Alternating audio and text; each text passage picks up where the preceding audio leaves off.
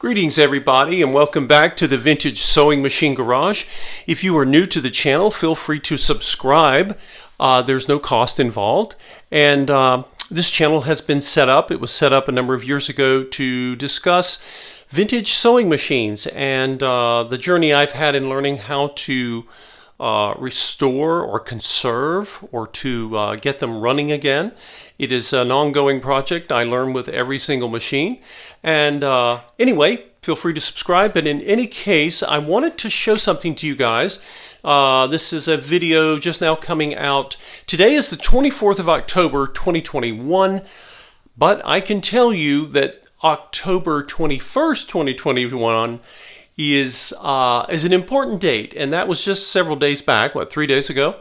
3 days ago, something interesting happened, and I'm sure that this happens a lot, sadly, but you are looking at a just-in-time rescue for a sewing machine I was not particularly looking for, but there it was, and I couldn't help myself. So last Thursday, it was a rainy day here. It had been raining all week, and then there were, the forecast said, well, there will be periods of rain and then, you'll have cloudy skies and it'll start raining again. Well, we had about a 2.5 hour window when it stopped raining. And on the way home from an errand, you will never guess, literally within, I'm a little nearsighted, but I could barely see, just standing in front of where I live, down the block, when the rain stopped, someone put this out on the curb. They literally just did a machine dumping on the curb. Now, the forecast showed rain coming eventually, which it did, and it's been raining for several days since. So whoever put this out knew it was going to get rained on, and maybe they hoped someone would find it.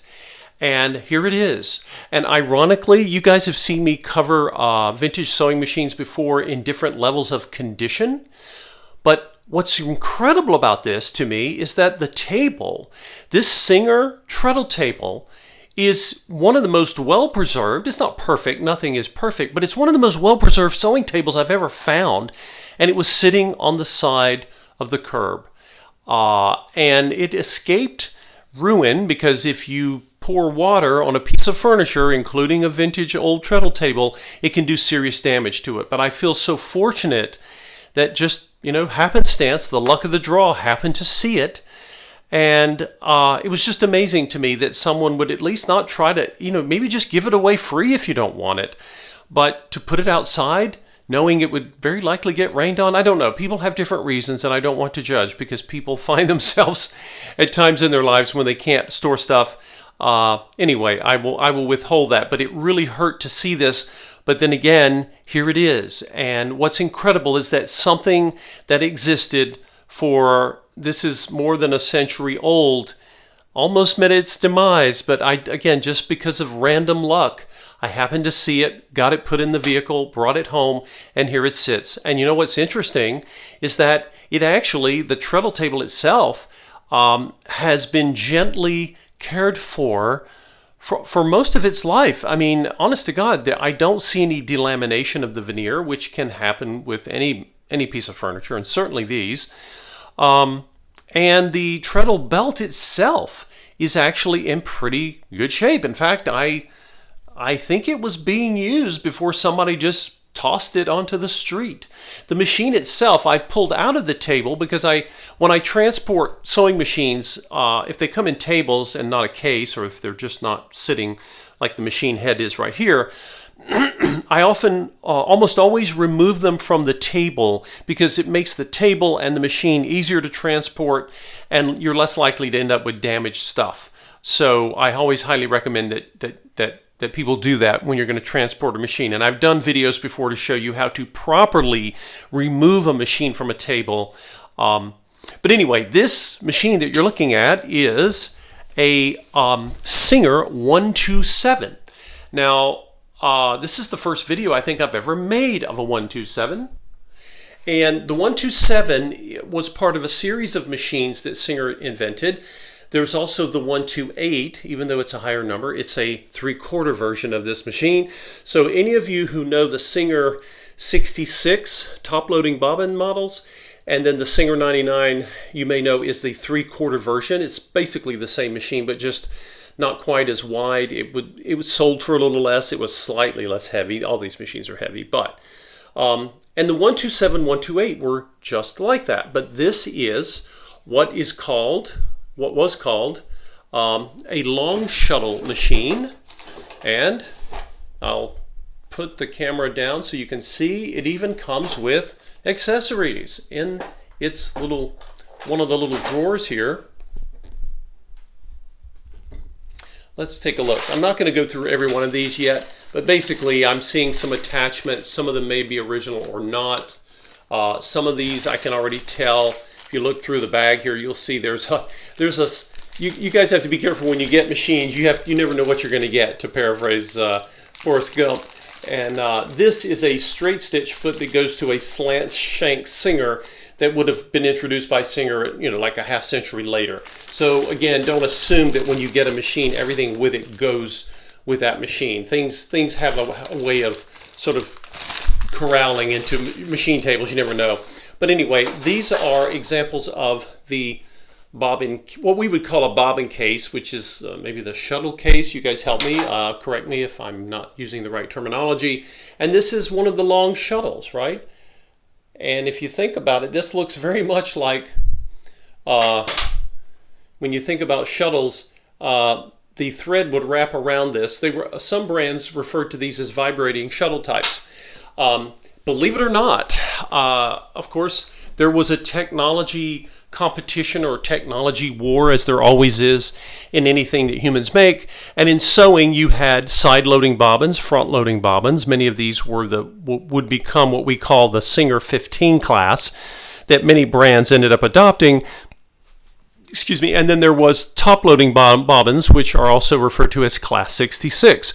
And those are the two most common bobbin styles that you'll find even today in sewing machines. However, this model, this long shuttle design, and I'm going to make more videos. We'll talk more about this machine as we go along. I can already see someone's put a much newer sewing foot here on this machine, but that's fine. That this design ended up in production far longer than you might think. The shorter version of this, the 3/4 version, the 128, was in production until the early 1960s. And again, you had people who had grown up using a certain machine. They liked a certain machine setup, and that's what they preferred. But eventually, this design would go away, and I'm not aware that any new machines are made anywhere in the world with that bobbin style. But we'll talk more about them. You can see the big, strong, hefty, honking bobbin winder here. I've shown you guys these on some of the early Singer 99 models. This one looks massive with this little gear, and we'll get this running again. But the main purpose of today's video, guys, is not so much the machine, but I really wanted you to see that sometimes people don't appreciate what they have, or for whatever reason cannot find a home for it. Again, I don't want to try to theorize about why someone would abandon something that was in relatively good shape here. I mean, again, for something that is as old as this is, I mean, it really is in great shape. Maybe it was refinished at one point. I can't really tell. All I know is that it's in remarkable condition for a table of its age. I don't know how many owners it's had over the years. Even the tray below, see if I can move the camera down, you guys can see the tray here. When I move this, it's still in good condition. These often, with a treadle table, some treadle tables have led tough lives, and sometimes these pieces are missing or they're broken. You see like wood splinters everywhere. This thing just slides beautifully, just like it did when it was made. And so I just wanted you guys to see this and realize that occasionally there are great finds out there, and you don't always have to pay a lot. In this case, I didn't pay anything. But it was really surprising. I've seen old tables and machines that have been abandoned before, but usually they were a wreck. I mean, the wood, the cabinet was basically ruined. And then a lot of people will take these bases, the treadle base, and they often chop off the table and then they turn these bases into furniture, which, I mean, it is a form of repurposing. I do appreciate that, but I hate to see any sewing table that is basically taken apart and ruined for what it was originally intended to do. Because, as I've mentioned in other videos, guys, treadle tables have their own magic and significant power. Never underestimate the power of a treadle machine to sew heavy fabric. But I would also, just like I say, just to remind you guys, be on the watch on curbs. You know, you never know what people will say. I just can't deal with this, and they literally put it outside. So about an hour after I got this home, it started raining again. So, you know, it was meant to be for whatever reason. Even though, again, I wasn't looking for a 127 model. I wasn't looking for any machines right now because I have a few I've got to get overhauled and sold, and we're coming into winter again. But I just wanted you guys to see this. To clarify when this machine was made, actually, I looked up the serial number, which on this particular model you'll see right here. There's like a brass plate, and when I looked up the serial number, it starts with a G. The serial number website, the ISMACS site that I use, tells me that this was made, or it was registered as production year 1915. And this would have been at the St. John's Singer Factory in Canada, and it was one of about 25,000 machines, right? So we're looking at, it is more than 100 years old. And like a lot of the straight stitch Singers from this era, not just this model, you know, it still moves. It's just an incredible thing. Does it need overhauling? Yes. But the most amazing thing, again, is this table. This is a 1915 treadle table. And it's been cared for over 100 years. And to have something be put out on the curb, I couldn't stand it. I really couldn't. I was like, no, we're going to grab this, even though I wasn't looking for it. If someone ever offers you a sewing machine and says, look, I don't know what to do with this thing, will you take it? If you know the person and you know that they might end up tossing it, you know, suggest to them that they offer it for free or donate it to some place that might be able to use it.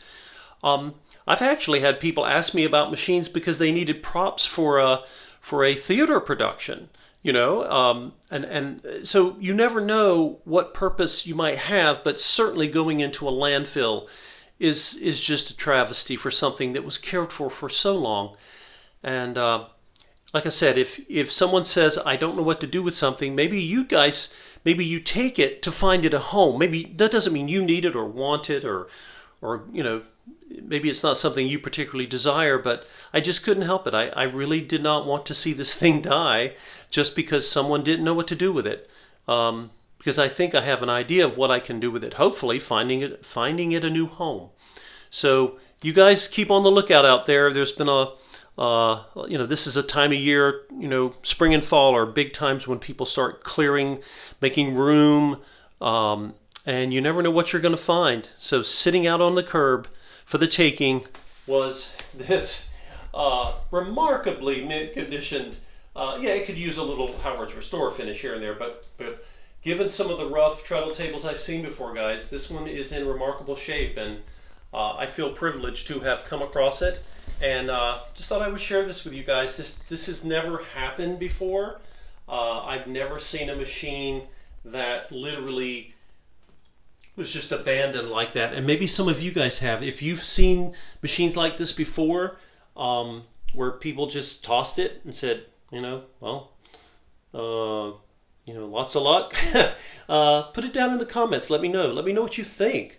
If you have a 127 like this or a 128 machine, let me know. Let me know what you think. I have, to my knowledge, I don't think I've ever done a video on one of these machine styles before.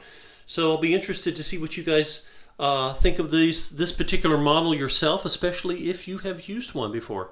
Thanks for watching, everyone. Stay tuned.